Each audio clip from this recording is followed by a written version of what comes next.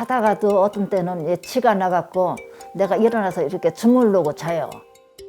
걷는데 지장이 있고 앉았다 일어서기가 불편하고 그리고 다리가 자꾸 아프니까 제대로 못 쓰다 보니까 근력도 떨어지고 한번 손상되면 되돌리기 어려워 세월의 흔적이 고스란히 드러나는 신체 부위가 있습니다. 바로 무릎인데요. 고령화 사회와 더불어 무리한 노동, 운동 등으로 무릎 통증이 발생해 병원을 찾는 환자는 해마다 증가하고 있습니다. 시작은 가벼울지 몰라도 제때 치료를 받지 않으면 점점 증상이 심해지는 게 일반적이죠. 걷다가 보면은 무릎에서 소리가 나는 것 같은데 뚝뚝거리면서 같이 아프고, 그리고 더 심해지면 계단, 등산 이렇게 오르막 내리막이 힘들어져요. 열감이 생기면서 붓거나 안에서 물이 차서 찰랑거리는 느낌이 생깁니다. 열감, 붓기, 통증 이 세 가지가 가장 흔한 증상인 것 같습니다. 통증이 극심하고 간단한 움직임마저 불편해질 정도로 관절 연골이 다른 경우에는 수술적 치료를 받아야 하는데요. 정확한 계산하에 손상된 관절을 대체하는 로봇 인공관절 수술이 삶의 질을 높여줄 겁니다. 정형외과 전문의 이지연 과장과 함께 로봇 인공관절 수술에 대해 알아봅니다.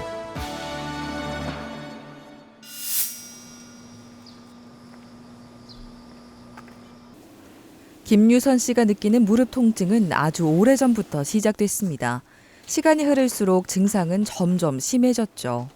이제는 허리를 편 채로 바르게 걷기가 어렵고 앉아있을 때도 다리를 올리고 있어야 합니다. 가끔가다 통증도 있고 계단 올라갈 때는 내가 조금 불편해요. 한 계단씩은 올라가지는 못하고 한 계단 이렇게 두 다리를 이렇게 덮고 이렇게 올라다녀요. 나 앉을 때도 내가 한 바퀴 삥 돌고 일어나야 돼요. 무릎이 시큰거리는 느낌을 넘어 간단한 동작마저 어려워진 건 심각한 문제입니다. 통증이 끊이질 않으니 자연스럽게 외출을 꺼리게 되고 집안일에 쓰는 시간도 점점 길어졌는데요. 수면의 질 역시 깨지 않고 푹 자본 기억이 흐릿할 정도로 떨어졌습니다. 통증이 심하면 일어나갖고 이렇게 주물르고 자요. 그러면 한 2, 3분 이렇게 주물르고 자면 요게 이제 통증이 좀 가라앉아요. 그렇다고 해서 치료를 받아보지 않은 건 아닙니다.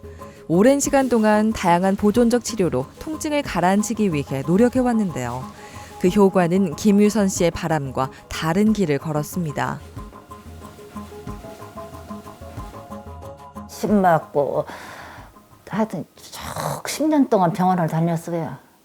치료 받아도 별로 안 낫대요.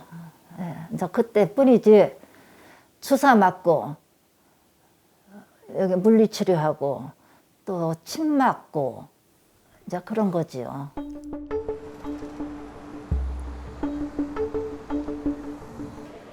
이제는 통증과 이별하고 싶습니다. 보다 확실한 방법을 찾기 위해 새로운 병원에 왔는데요. 통증이 10여 년 전부터 시작되고 80에 가까운 고령인 만큼 무릎의 상태는 심각할 수밖에 없었습니다. 양측 무릎에 관절염이 있는지 수년이 넘었던 상태입니다. 그래서 이미 연골이 다다른 지는 오래됐고, 그래서 연골이 다르면서 무릎의 뼈들이 위아래 뼈가 부딪혀서 그래서 뼈의 변형도 많이 와 있는 상태예요. 정밀 검사를 통해 문제를 다각도로 살펴볼 겁니다. 무릎 관절염은 단계에 따라 치료 방법이 다르게 적용되는데요. 김유선 씨처럼 관절이 흔들리지 않도록 돕고 충격을 흡수해 분산시키는 연골이 다 닳고 다리가 많이 휘었다면 인공관절이 필요합니다. 오랜 시간 동안 관절염을 앓았었기 때문에 뼈의 형태 변형이 많이 심하신 상태예요. 거기에 맞춰서 수술을 하려면 수술 전에 미리 CT를 찍어서 뼈의 형태를 3D로 재조합하는 로봇 인공관절이 유용할 거라고 판단했습니다. 일반적으로 알려진 인공관절 수술이 아닌 로봇팔을 이용한 인공관절 수술을 적용할 겁니다. CT 영상 결과를 수치화한 데이터 값을 바탕으로 맞춤별 수술 계획을 세울 수 있죠. 양쪽 무릎이 전부 다 안쪽 관절에 연골이 하나도 없어가지고 다 붙었어요. 약이랑 주사가 효과가 없어요. 네. 그래서 수술할 예정이고요. 무릎 관절의 절삭 범위, 인공관절의 크기와 삽입 위치, 각도 등을 정확한 값으로 제공하기 때문에 수술의 정확도가 향상된다는 장점이 있습니다. 결과도 더 좋은 것으로 나타나고 있습니다. 연골 안 좋은 거를 싹 잘라내는데 사람 손으로 하면은 아무래도 흔들릴 수가 있어서 로봇 암을 잡아서 제가 이렇게 직접 해요. 이제 새로운 관절을 맞이할 일만 남았습니다. 수술에 대한 설명을 충분히 들은 덕분에 겁이 나기보다는 회복 후에 맞이하게 될 일상이 머릿속에 그려지는데요. 긍정적인 마음가짐으로 치료에 임할 겁니다. 역시나 촘촘한 치료. 발이 났으면 무릎이 났으면 여행도 좀 가고 친구들하고 재밌게 영화 구경도 좀 가고 그래 하고 싶어요. 그러고 식구들하고 좀 정답게 좀 잘 재미나게 좀 살고 싶고. 수술이 시작됐습니다. 먼저 로봇 수술기에 무릎의 위치와 특징을 입력해 실제 신체 구조와 계획 단계에서 생성한 3D 모형을 연결합니다. 무릎 관절의 특성, 인대 균형과 손상 정도를 실시간으로 평가해 수술에 반영합니다. 정확성을 높이는 방법이라고 볼 수 있죠. 환자의 무릎의 형태를 그 컴퓨터 프로그램에 넣는 단계입니다. 이렇게 해서 뼈의 형태를 정확하게 파악할 수 있어요. 휘어진 다리를 정교하게 교정하기 때문에 관절 가동 범위도 보다 넓게 확보할 수 있습니다. 이제 설정한 범위 내에서 작동하는 로봇 팔의 안내에 따라 손상된 뼈를 제거할 겁니다. 환자분 실제로 무릎 상태를 보고 이 프로그램을 확인했을 때 무릎의 커팅 각도를 1mm 정도 줄이고 그리고 각도도 0.5mm씩 돌려서 지금 맞췄어요.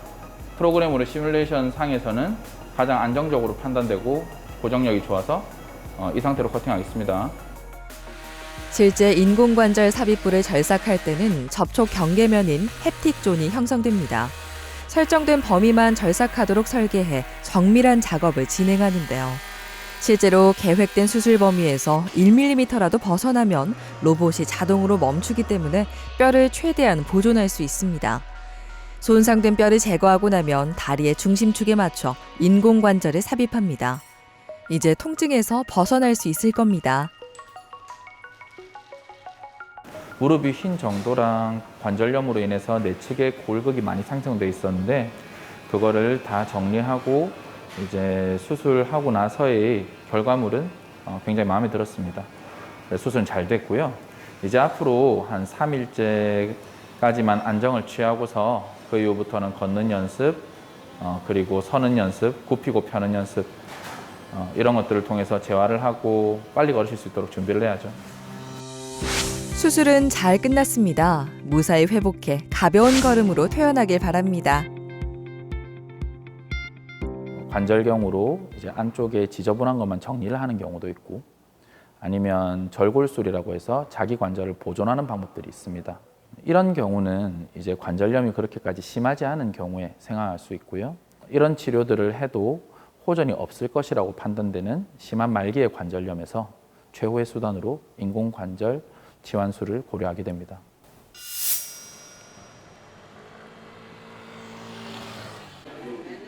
정상적인 무릎 관절은 걸을 때 체중 부하의 60에서 70%를 안쪽 부위에서 받습니다.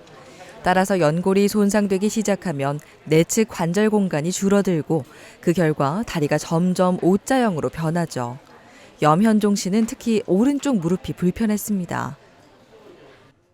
직장에서 너무 통증이 심하니까 못 있는 거예요. 걷는 거 자체, 서 있는 거 자체 이게 안 되니까 한 20-30m도 못 걸었어요. 아파갖고. 연골이 다른 상태에서 자꾸 무릎을 사용하니 지속적으로 마찰이 발생해 일상에 제약이 생겼습니다.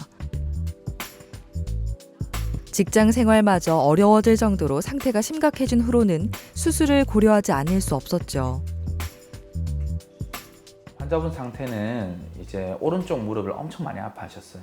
그래서 그 왼쪽 무릎에 비해서 오른쪽 무릎이 많이 부어 있었고 다른 병원에서 주사 치료를 몇 년 하셨는데도 그래도 무릎이 좋아지는 게 없고 거의 나중에는 한 100m 뭐 이 정도도 못 걸으셔서 그래서 저희 병원을 내원하시게 됐습니다. 염현종 씨는 지난 6월에 로봇 인공관절 수술을 받았습니다. 오늘은 경과를 관찰하기 위해 병원에 찾았는데요. 정밀 검사 결과를 통해 치료 전후를 비교해 볼 겁니다. 우측 무릎에 이제 내측이 너무 많이 닳아 있고 관절의 통증이 너무 심하셔서 그래서 인공관절 수술을 할 수밖에 없는 상태였습니다. 그래서 환자분 상의 후에 로봇 인공관절 수술을 하기로 결정을 했고요. 흉터와 출혈을 최소화한 덕분에 회복도 앞당겨 일상으로 돌아가는 길이 평탄했습니다. 꾸준한 재활 치료로 관절의 운동 범위도 충분하게 확보해줬죠. 이제 CT로 먼저 그 무릎의 형태를 확인을 하고 그리고 거기에 맞춰서 좀 더 정밀하게 0.1도 또는 1mm 정도 간격으로 정밀한 커팅을 할 수 있어요.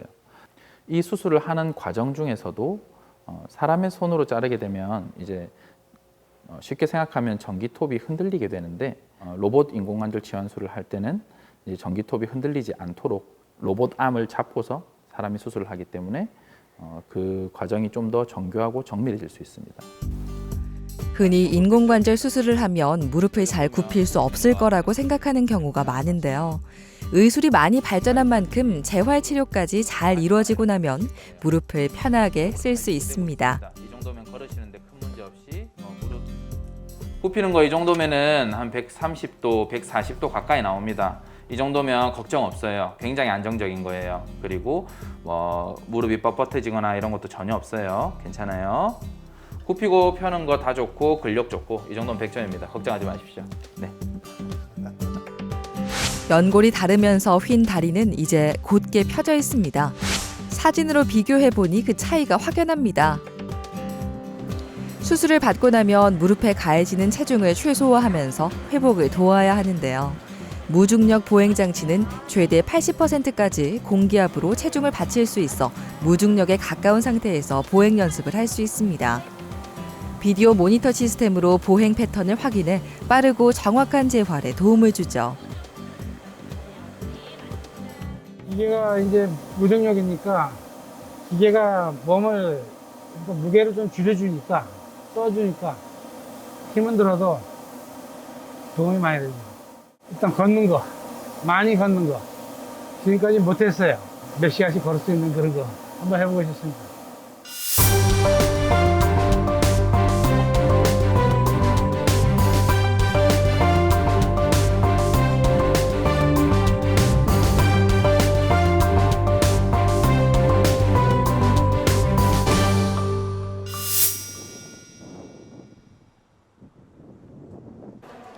인공관절 수술은 무릎 퇴행성 관절염 치료의 마지막 선택지입니다. 자기 관절을 살려 쓸 수 없는 경우에 시행되고 있죠. 백선영 씨는 최근에 상태의 심각성을 깨달았습니다. 무릎이 아픈 것도 모자라 다리에 힘이 잘 들어가지 않고 점점 휘는 게 눈에 보인 겁니다. 저는 다리가 한 6, 7년 아프다 보니까 너무 아파서 병원에 오게 됐습니다. 걷는 데 지장이 있고 앉았다 일어서기가 불편하고 그리고 다리가 자꾸 아프니까 제대로 못 쓰다 보니까 근력도 떨어지고 그리고 오다리가 되고 그러다 보니까 더 늦기 전에 하려고 왔습니다.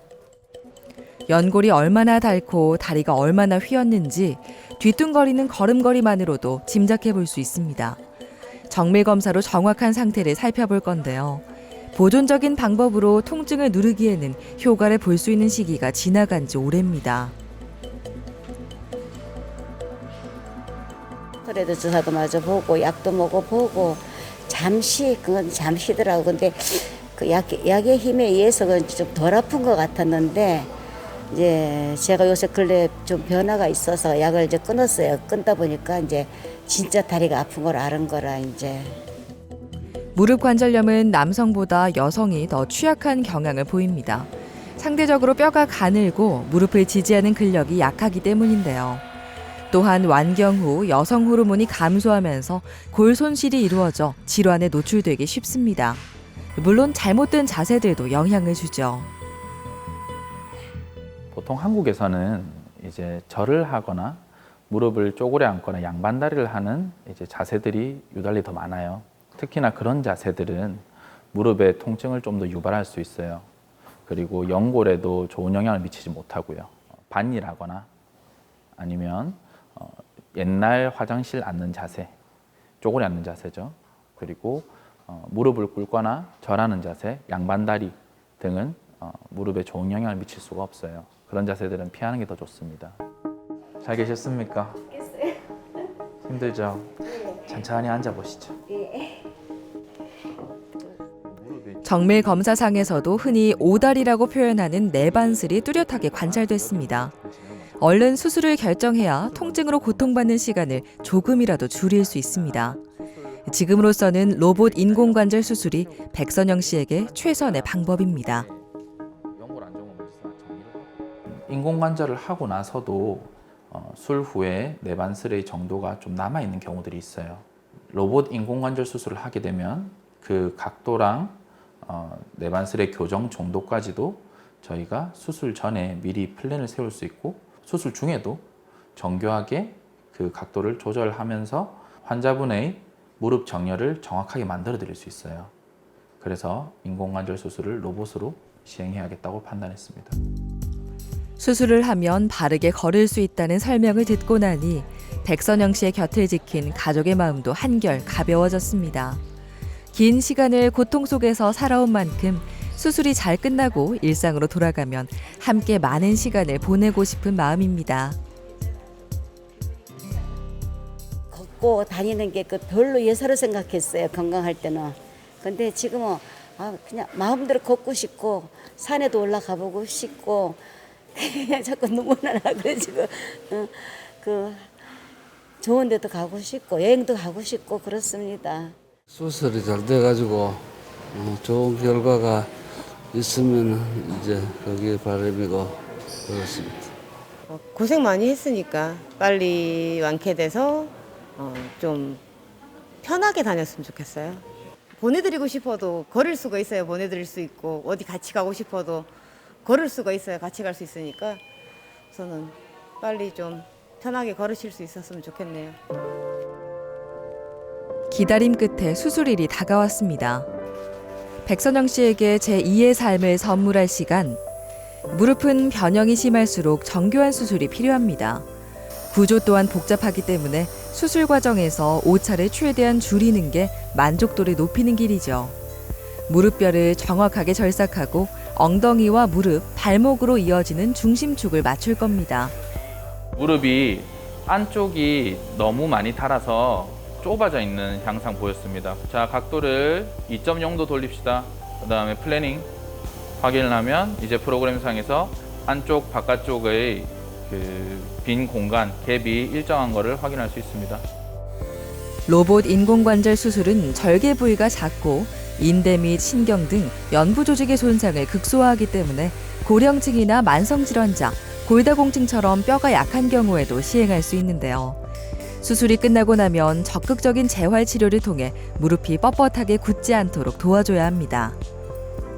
수술은 예정대로 진행 잘 됐습니다. 안쪽에 관절염, 이제 소견 안 좋은 것들 전부 다 로봇 프로그램으로 전부 다 확인해서 정리 다 해내고 그리고 인공관절 사이즈 원하는 대로 맞게 그대로 진행은 됐습니다. 수술은 만족스럽습니다. 정확한 위치에 적절한 크기의 인공관절을 삽입했습니다. 이제 무사히 회복할 일만 남았네요.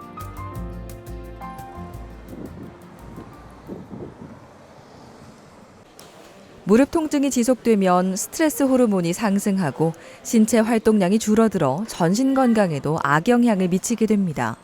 단순히 무릎만의 문제라고 여기다가는 다른 병까지 얻게 될 수 있는 거죠. 이숙자 씨는 걸음을 떼는 게 어려울 정도로 상태가 악화됐습니다.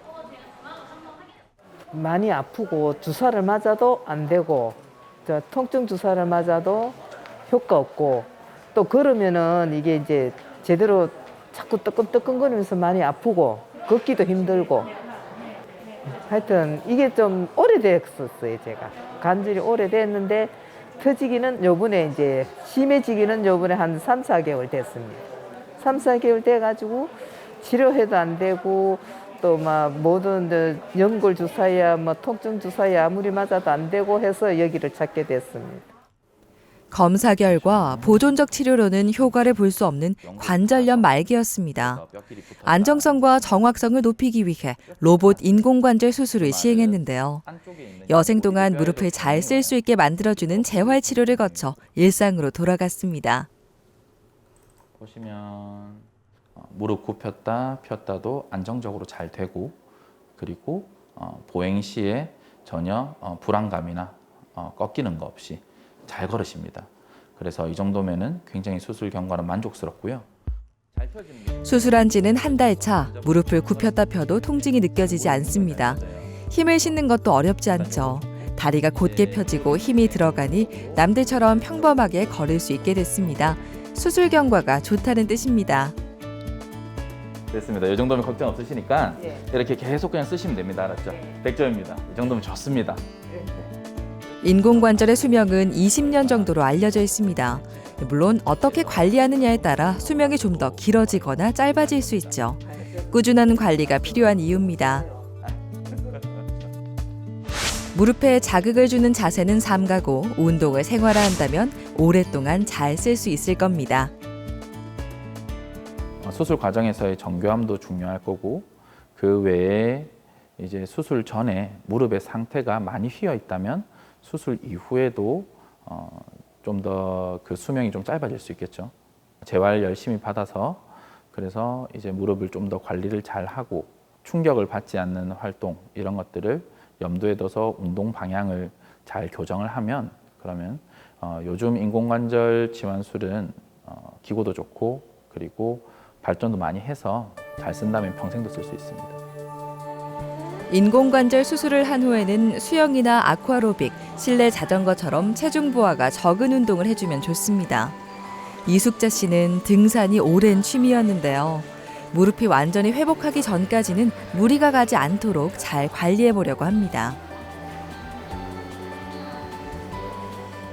지금 이 다리가 아프고 보니까 등산을 못 가는 게 제일 아쉽고요. 한 6개월 걸린다니까 6개월 동안은 막 무릎에 좋은 거 수영이나 물에서 좀 놀다가 이제 이 다 낫고 나면 저도 또 산에도 가고 여행도 다니고 이제 즐겁게 살 거예요. 산에도 열심히 다닐 겁니다. 제가 좋아하는 산에. 평범한 삶은 겉으로는 특별해 보이지 않을지 몰라도 속을 들여다보면 무엇과도 바꾸지 못할 값어치를 갖고 있습니다. 인공관절 덕분에 인생 제2막이 올랐습니다. 100세 시대, 무릎 건강이 삶의 질을 좌우합니다. 통증이 느껴진다면 반드시 해결해야 하죠. 여생을 즐겁게 보내는 방법은 정확한 진단과 치료를 받는 겁니다. 정형외과 의사에게 있어서 이제 인공관절 지환술이란 제 생각에는 늙고 병든 휘어진 나무를 깎는 조각과 같은 느낌입니다. 요즘은 기술이 많이 발달을 해서 나무를 직접 열어보지 않아도 나무에 벌레가 먹은 부위가 어딘지, 그리고 휜 정도가 어느 정도 되는지 이런 것들을 알 수가 있어요. 요즘 이런 다양한 기술들과 다양한 치료법들이 나와 있기 때문에 무릎이 아플 때 집에서 참지 마시고 병원을 방문하셔서 정확한 진단 그리고 더 좋은 치료를 받으시기를 바랍니다.